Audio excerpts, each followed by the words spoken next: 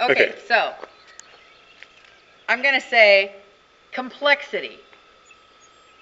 Sort of like, was one of the things I appreciate. Managed chaos. I like that.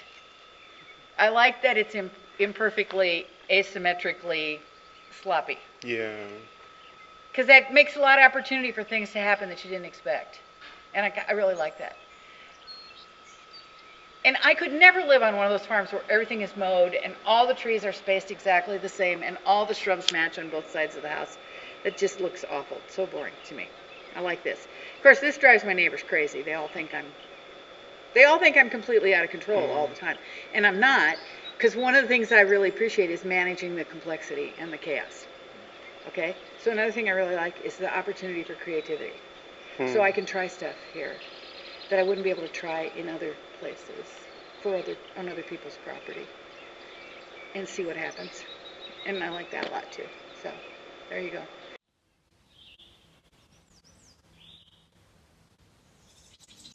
I mean, it looks great. I mean, you look at these fields and you don't see weeds, very few weeds anymore, and you know that the yields are really up and so on. But on the other hand, I just hope that we aren't going to cause pollution, air pollution, soil pollution, water pollution from the big operations. I hope someday we aren't just really sorry that we have allowed this to go through.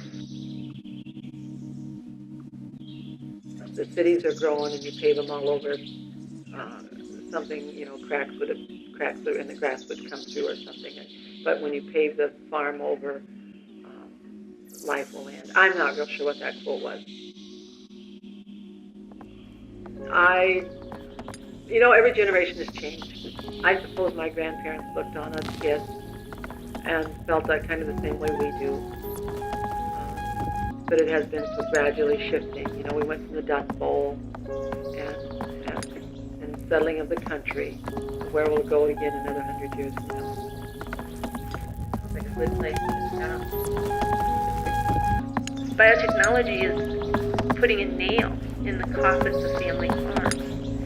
It's marketed to us as a tool that's supposed to make us money, but on my farm, the seed costs more.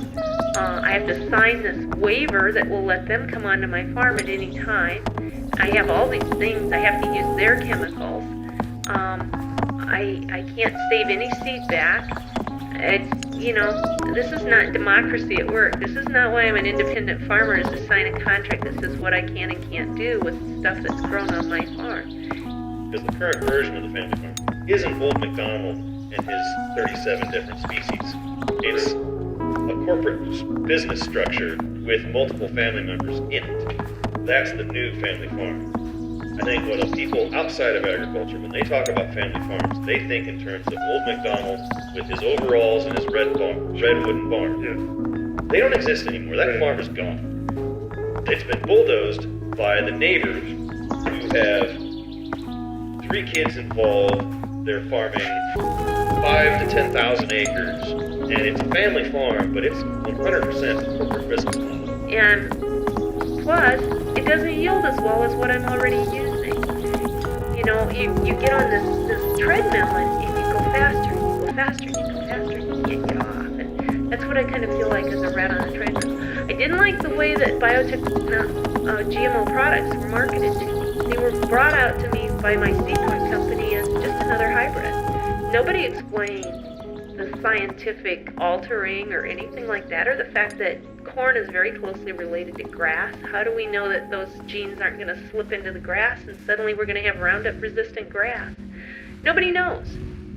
If you treat life as a factory, inevitably you're going to degrade it.